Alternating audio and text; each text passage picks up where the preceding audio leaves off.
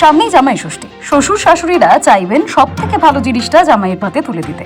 কিন্তু বাজারের দাম কেমন, কি দামে বিকোচ্ছে ইলিশ, চিংড়ি, চিতল মাছ, তা জানতে হাতিবাগান বাজারে টাস্ক ফোর্সকে সঙ্গে নিয়ে হানা দিল ইবি। কোনো বিক্রেতা মাছ, মাংস, ডিম থেকে আনাজপাতি চড়া দামে বিক্রি করছে কিনা পুরো বাজার খতিয়ে দেখলেন তারা। তাদের নজরে আসে হাতিবাগান বাজারে মুরগির মাংসের দাম অনেকটাই বেশি।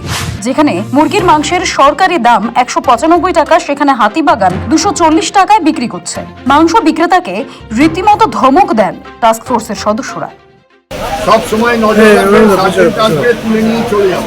পরে কেউ কোনো কথা যেই হরিদাস লাগিয়ে রেট লিখে বেচো। টাস্ক ফোর্সের সদস্য রবীন্দ্রনাথ কোলে জানান, রাজ্য সরকার দাম নির্ধারণ করে দিয়েছে। সেই দামের বাইরে কোনো বিক্রেতা ক্রেতাদের থেকে বেশি টাকা নিলে আইনত ব্যবস্থা নেওয়া হবে।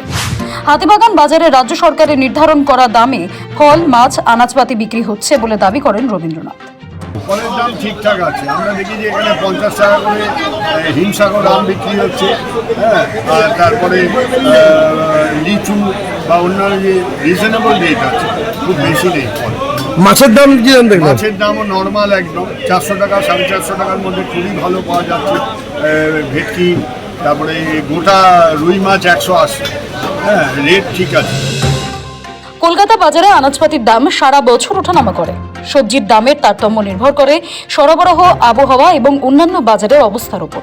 টাস্ক ফোর্সের দাবি, সবজি থেকে মাছ, মাংস, ডিমের দাম বর্তমানে স্থিতিশীল। সৌভিক সানালের রিপোর্ট, সময়, কলকাতা।